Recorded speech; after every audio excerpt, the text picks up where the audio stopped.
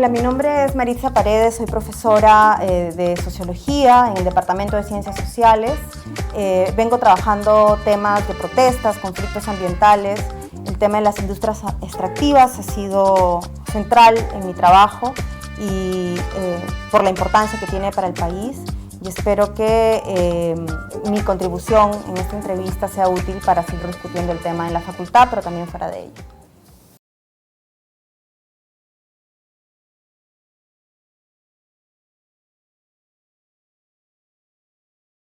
Mira, parecido al trabajo que viene haciendo la Defensoría del Pueblo, el Atlas de Justicia Ambiental, que está financiado por la Comunidad Económica Europea, ha venido tratando de monitorear y registrar conflictos.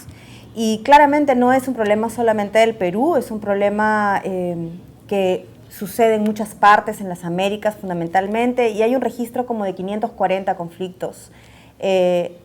Estos se dan en todas las Américas, no es un problema solamente de los países en subdesarrollo, si bien es donde más frecuentemente se dan, también existen en Canadá, en Estados Unidos. Recientemente comunidades como en Denton, Texas, han tratado de paralizar proyectos, hay 75 en Guatemala, muchos también en Argentina, en Colombia. Entonces no es un problema solamente del Perú, ¿no?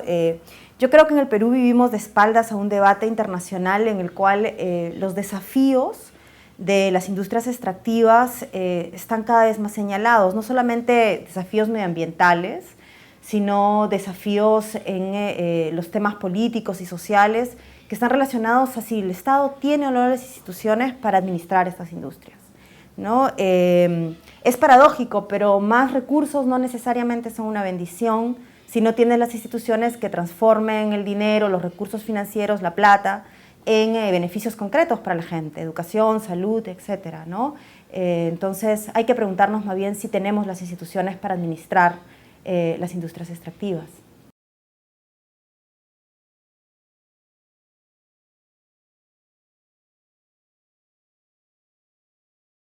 Muchos, ¿no? O sea, sabemos que el Estado peruano es un Estado débil y en realidad tal vez la pregunta que deberíamos hacernos no es si queremos o no minería, sino cuánta minería podemos hacer con las instituciones y el Estado que tenemos, ¿no? Esa debería ser una pregunta que nos debemos hacer tanto desde el Estado, pero también desde la sociedad civil, ¿no?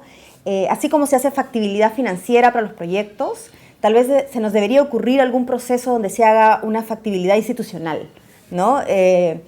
Sería interesante pensar, medir si realmente tenemos las capacidades institucionales para hacer minería. Y hay cosas concretas, ¿no? La gente no cree en las leyes o en la institucionalidad ambiental, por ejemplo, porque ve que son instituciones de papel, ¿no? Que están allí archivadas, que de vez en cuando se repiten, pero no necesariamente son parte de su vida cotidiana, no las ven actuando permanentemente en su defensa en la vida cotidiana.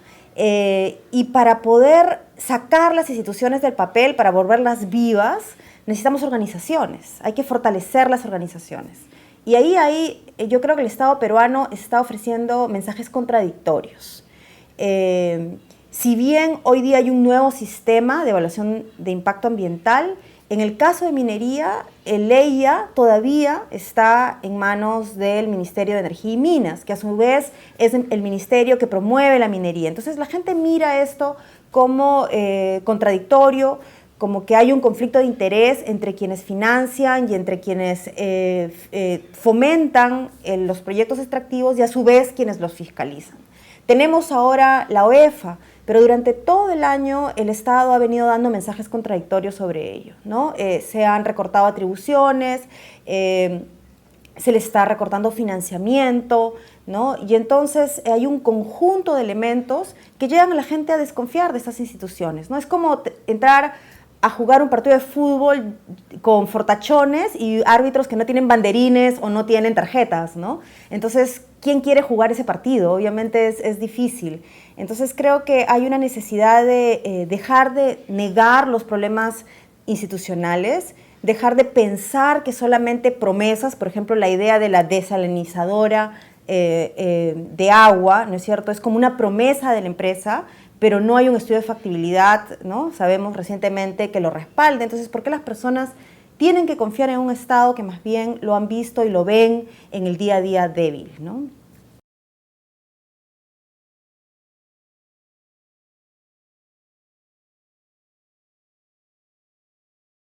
Se ha venido hablando mucho de eso, ¿no? De la necesidad tal vez de privatizar la propiedad de los recursos naturales. Nosotros tenemos un legado legislativo, continental, europeo, en donde los derechos de propiedad sobre el subsuelo son de la nación, a diferencia de los países anglosajones. Obviamente eso va a reducir y va a generar mayores incentivos para que aquellos que son propietarios de las zonas donde se va a producir el mineral o donde se va a extraer el mineral puedan participar, ¿no?, de los beneficios de esta empresa. Sin embargo, hay que mirar los problemas o las operaciones extractivas como algo que va mucho más allá de las tierras o los límites de la operación. Muchas de estas operaciones extractivas tienen impactos, externalidades ambientales y sociales que se van fuera de los límites de la operación misma. Y entonces se vuelve más como un problema en los comunes, ¿no? Como un problema en donde todos de alguna manera nos vemos afectados, pero pocos se ven beneficiados, ¿no? Entonces hay que pensar en que los costos de las industrias extractivas, sobre todo en un país sin las instituciones ambientales como las que hemos estado hablando y otro tipo de instituciones, son pagadas por las comunidades que están alrededor.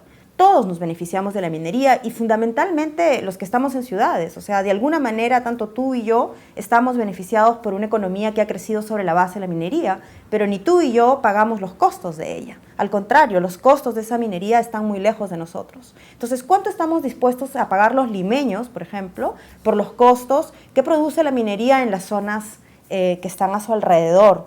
Y ese es un problema que no se soluciona con un cambio de derechos de propiedad necesariamente. Sobre todo, además, hay que recordar que muchas de estas empresas tienen distintos historiales. Southern, por ejemplo, en el caso de Tía María, lamentablemente es una empresa que viene ya con algunos antecedentes, ¿no es cierto? Está entre las 10 empresas más multadas por la OEFA en el Perú, tiene 14 multas que se les han sido impuestas, viene con una denuncia, ¿no?, de ecocidio en México por derrames de sulfato de cobre. Entonces, obviamente, con esos antecedentes, con los impactos que van más allá de los límites de producción de la empresa y sin instituciones, uno puede entender mejor lo que sucede en Tía María.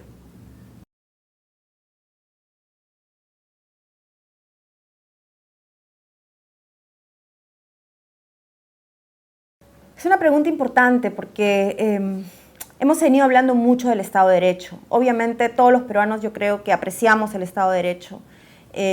La pregunta que tenemos que hacernos es si realmente podemos hablar de Estado de Derecho en el Perú para todos los peruanos, ¿no?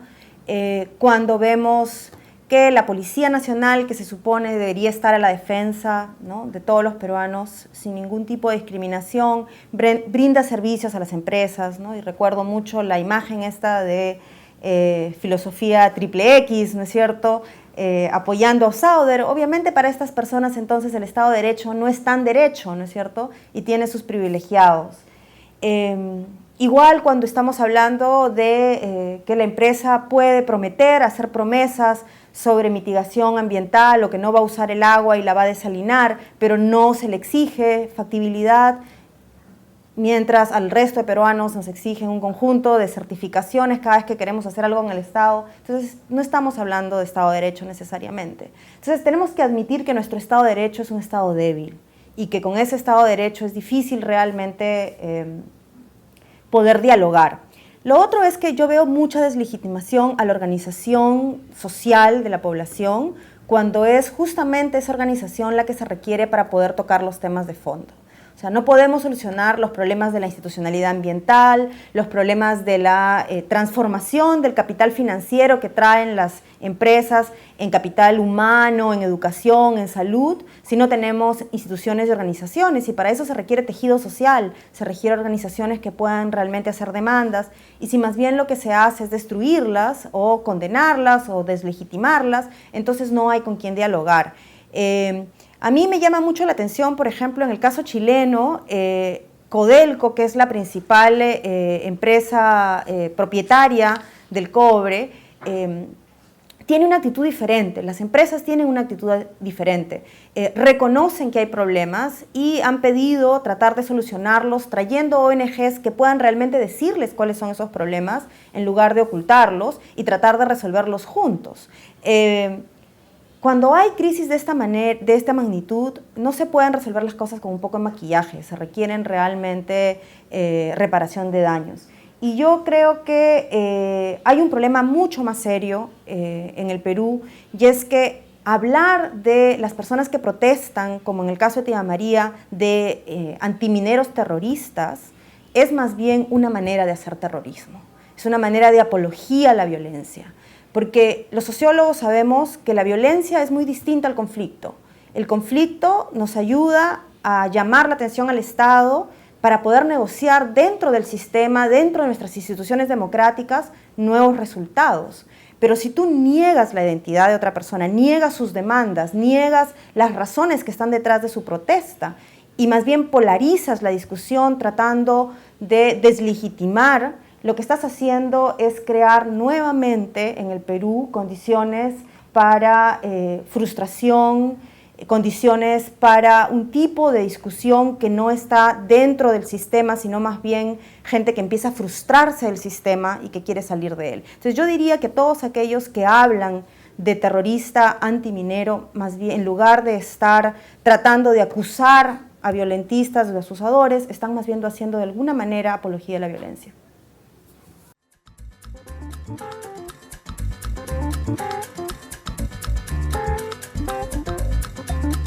you.